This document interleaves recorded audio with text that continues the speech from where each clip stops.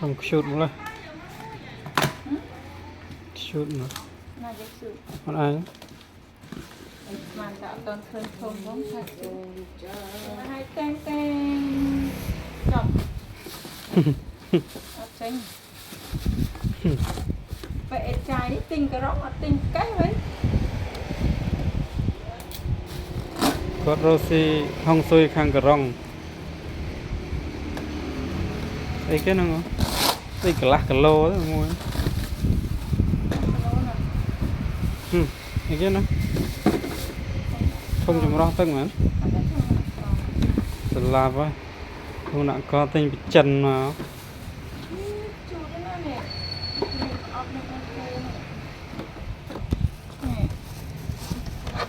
tắc thế không nặng co trẻ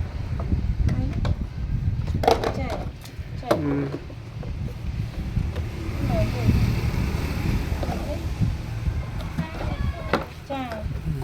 nè chè nữa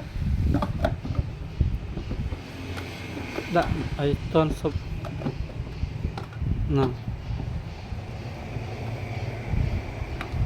không cha này mấy cái đạn co tới nhảy tới về không co mà nó tách ta hoàng co nó cho mạnh nhịch rồi ta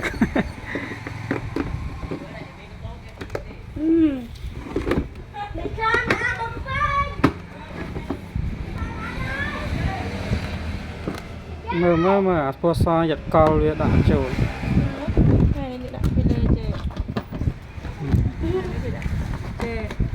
trứng gì con cái cầu học thì mỗi con là on trời on cục lê ấy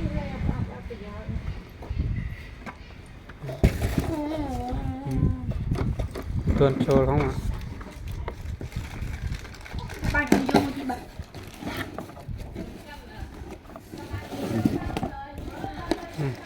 mã nọ con của anh hai mươi tiết đây ăn bóc mươi tiết đây ông bụng đã khi bà ông bóc cả ông cái nguyên này bán đấy công tuần ấy ai riêng bóc kê mà nó đối nghe mà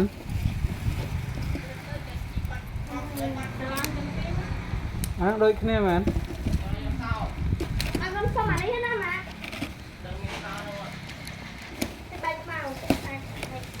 nào người ta mà pha là pha ok phải ăn được bọc nó ô ba đi ba đi ba ơi ông xa cái chuyện thì nên chơi ok đó nè ô chị ở lên đó nè ăn bột tê bọc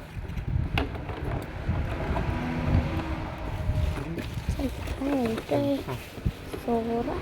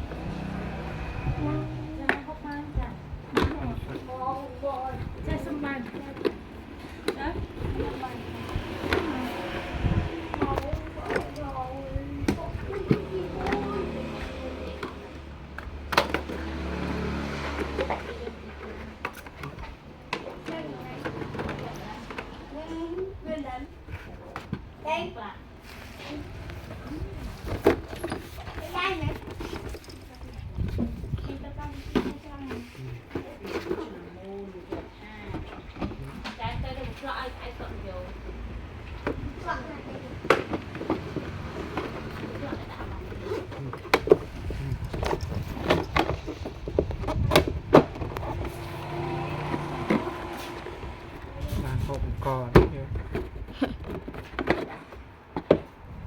anh ấy kinh chắc không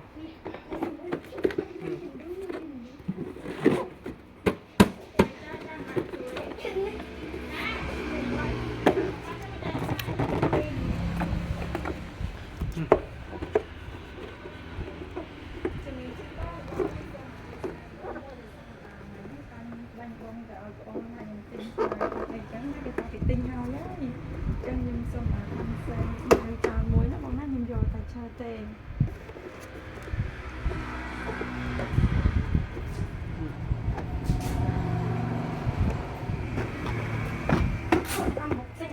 ăn bột xanh mua chia sân đó ba. Vâng. Ăn con cái món nó được tao mà nè. Ăn bột xanh con. Yeah. Yes sir. Yeah, tập bên này con lên bạc đam ba ơi. Okay. Ok, bên này cà rốt. Senang main lu. Jangan dikit dak tak apa. Beres senang main dah. And the style kìa. Bạn nó senang main. Nặng cò. Lỗi vậy ba. Lần này con của bạn lên đam ba chứ đấy. Chết. Ơ bà này đặt tắc bán bà. Hộp ở linh. Ok. Ôi con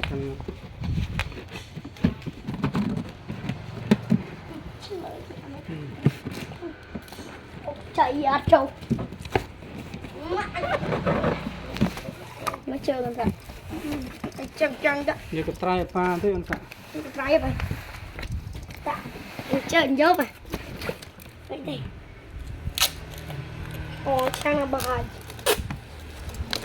Ôi. Chiếu tình yêu mày ba là ăn một. Yes sir. Nâng cần. Tao tao ăn một tình à sĩ kê ní mà đồ. Mùi. Nhà nó mới chết sẵn rồi. Và ăn biết. Đây này.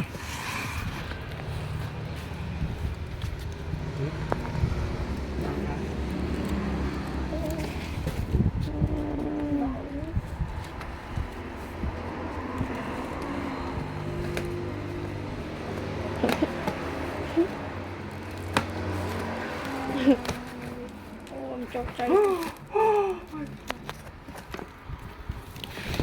my god.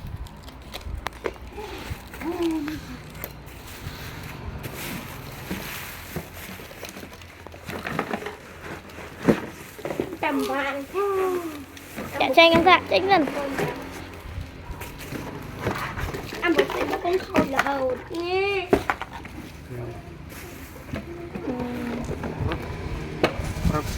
Pop pop pop.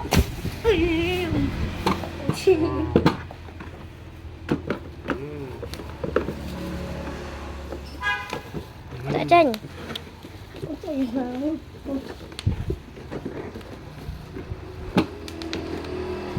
Rồi. Nãy cái thế mánh quá. Dạ đi trai pa mình.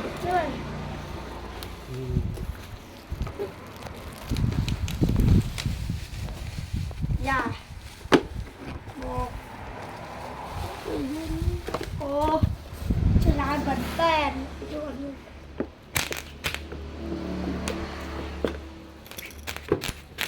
Ta. Anh mình đây với chân. Con lấy nằm tích chút ở môi không chèm mà nhặt lừ không? Sao sao?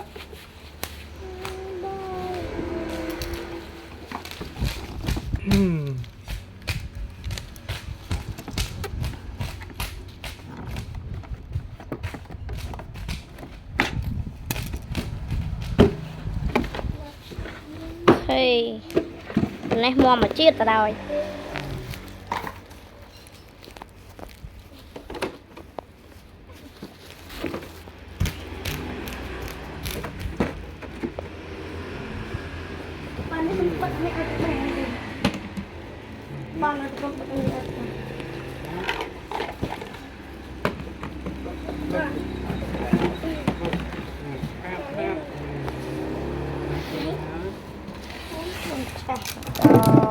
Đây cũng ai bị ác cô. Mình đã chụp đồ ly đi ác cô lan cần việc.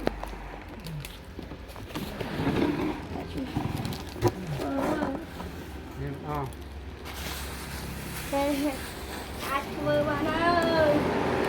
Ơi, tụi anh cái đợt này luôn cái chua nữa nè. God. Ok, được mấy con trăng tôm nó của mình là bắn. Đã chênh lại.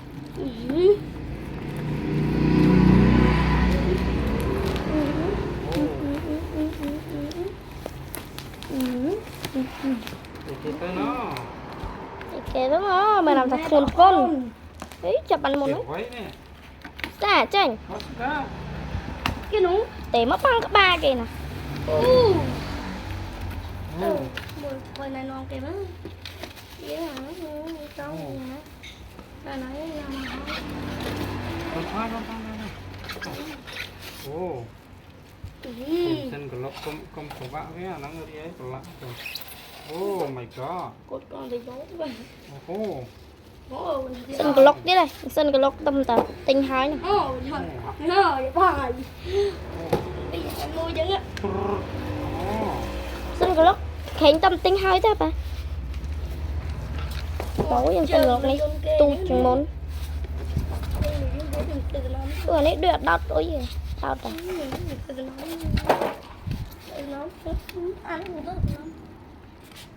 Cùng bà bạn đây làm sao năng cái ca. Quạt này. Ý đàn ít trơ thì lấy vô đường tích. Kiếm tuấn.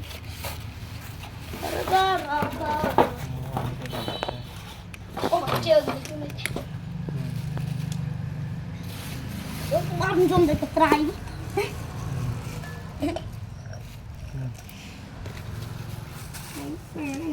Ê. Một bạn. Anh biết bắt mang cái hột nữa à? Nó là cái này cái con lộc trắng đấy không? Anh đập cái lọc ở xa và đập cái lọc đang khô cho bạn. Cái đó hay cái chạy. Anh tôi chừng mông. Wow. Nàng làm bay. Ăn hay bơi nắng hay. Ok.